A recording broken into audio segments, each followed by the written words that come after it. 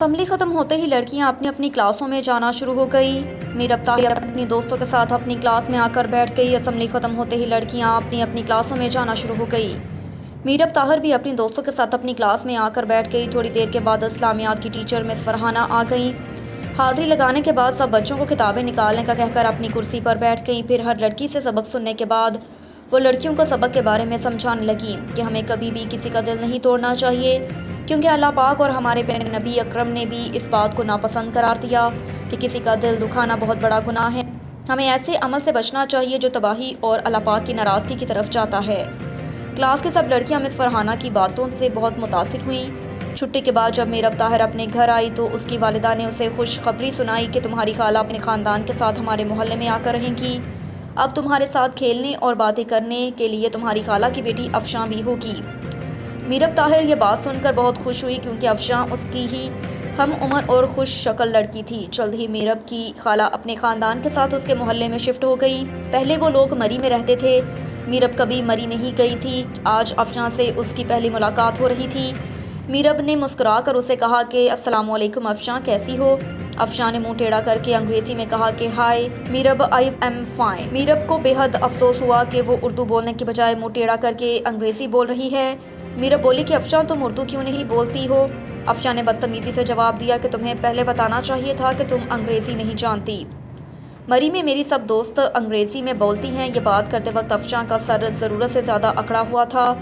मीरब ने संजीदगी से जवाब दिया कि अंग्रेज़ी तो मुझे भी आती है, मगर मैं सिर्फ उर्दू में बोलती हूँ, क्योंकि ये हमारी कौमी ज़ुबान है। अफशां ने तंज़िया अंदाज में कहा कि तुम्हें तो सियासतदान होना चाहिए, तकरीर अच्छी कर लेती हो। ये कहकर वो अपने घर चली गई। अब ऐसा ही होने लगा। किसी न किसी बात पर दोनों के दरमियान बहस छिड़ जाती, मगर दोनों कायल नहीं होती थी। यही नहीं बल्कि अफशां में और ख़राब आदतें भी थी। वो स्कूल में लड़कियों का मजाक भी उड़ाती थी, किसी को गरीब होने का ताना देती, किसी को गहरी रंगत का मजाक बनाती। एक दिन तो हद हो गई जब भरी क्लास में अफशां ने मीरब की सबसे अच्छी दोस्त नाजिश को उसकी गुर्बत का ताना दिया और ये भी कहा कि वो तो मीरब के अब्बू के पैसों पर पल रही है, वही इसकी पढ़ाई का खर्चा उठाते हैं। मीरब का शर्म के मारे सर झुक गया। नाजिश इतनी बेइज्जती पर बुरी तरह रो पड़ी और ये दुरुस्त था कि नाजिश के घर का तकरीबन खर्चा मीरब ताहिर के वालिद ही उठाते थे। मीरब के कहने पर ही उसके वालिद नाजिश की फीस भरते थे।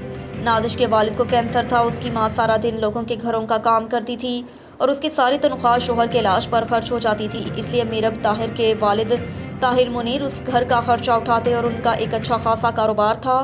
मीरब ने घर आकर सारा वाक़या अपनी वालिदा को सुनाया। उसकी वालिदा को अफशां का ये रवैया बहुत बुरा लगा। उन्होंने कहा कि ये बहुत बुरी बात है, अफशां को ऐसा नहीं कहना चाहिए था। अफशां की वालिदा ने भी उससे समझाया तो उसने जान छुड़ाने के लिए माफ़ी मांग ली।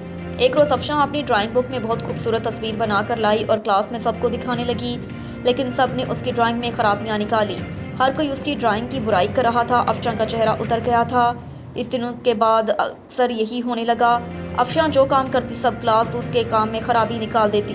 अफशां इस बात से लाइल्म थी कि मीरब और दूसरी हम जमातों ने एक मंसूबे के तहत उसके साथ ऐसा रवैया इख्तियार किया, क्योंकि वो सब अफशां की भलाई चाहते थे। बेहतरीन दोस्त वही होता है जो अपने दोस्त के ऐब दूर करे। कुछ ही दिनों के बाद मीरब के स्कूल में मसूरी का मुकाबला हुआ। क्लास के तमाम लड़कियां अपने अपने घरों से अच्छी तस्वीरें बनाकर लाई थी।